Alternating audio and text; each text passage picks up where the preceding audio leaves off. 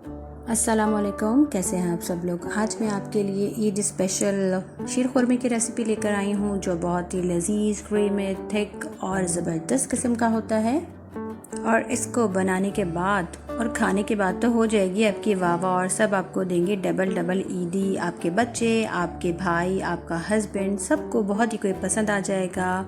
और क्योंकि ये शीर खुरमा होते ही बहुत मज़े का है और बहुत ही आसान, तो चल के देखते हैं अपने शीर खुरमे की रेसिपी। तो चलें किचन में।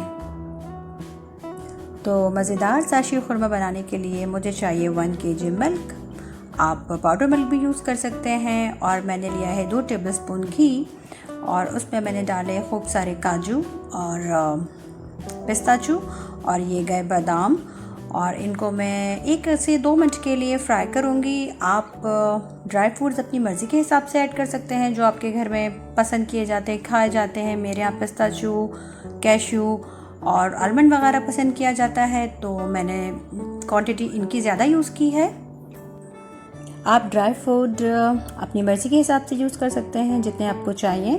और 2 मिनट फ्राई करने के बाद मैंने इसको निकाल लिया है एक कटोरी में। और ये मेरे पास सूखे छुहारे नहीं थे, तो मैंने 2 खजूरें ली हैं। उनको भी मैं इस तरह से इसके अंदर 1 से 2 मिनट फ्राई कर लूँगी। इसके मैंने सीड्स को निकाल दिया है। अगर आपके पास छुहारे नहीं हैं तो आप खजूर भी डाल सकते हैं। और मेरे ख्याल से शीर खुरमे में छुहारे से अच्छा टेक्सचर खजूर देते हैं। देखें घी कैसा कुछ क्रिस्प क्रिस्प सा लग रहा है ना।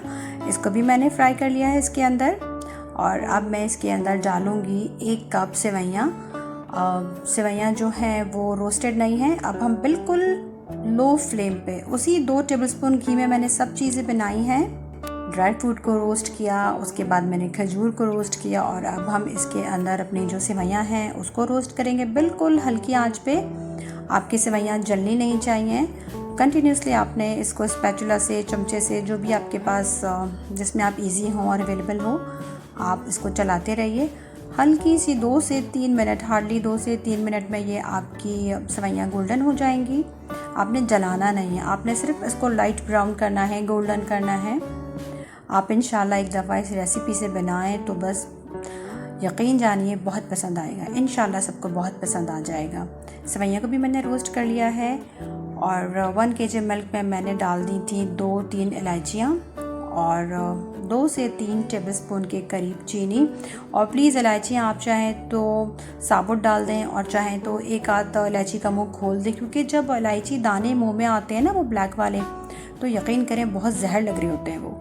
और उसके बाद इसके अंदर गया आधी प्याली कंडेंस मिल्क, और इसको हम चलाएंगे, दूध को तकरीबन चलाते रहेंगे और 10 से 15 मिनट हम पकाएंगे। जो हमारे रोस्टेड ड्राई फ्रूट्स थे वो भी इसके अंदर चले गए। आपको पैन से अंदाज़ा हो रहा होगा कि इसके जो निशान नज़र आ रहे हैं, दूध काफ़ी हद तक पक गया है। 15 से 20 मिनट मैं इसको कंटिन्यूसली पका रही हूँ, आप देखें।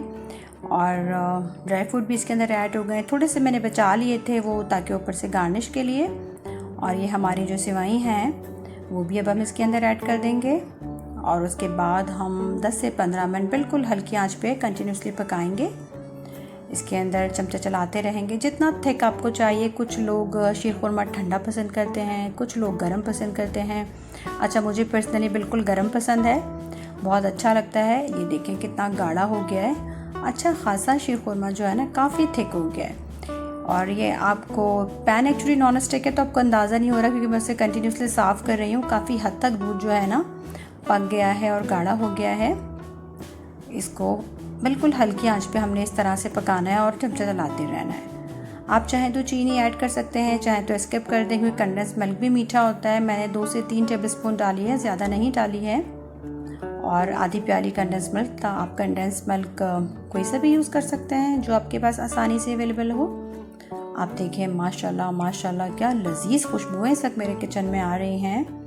और इतना कोई ज़बरदस्त ये हमारा शीर खुरमा बन के हो गया है रेडी। इस पर मैंने जो कट करके रखे हुए थे बादाम, पिस्ताचू, वो मैंने इसके ऊपर गार्निश कर दिए हैं।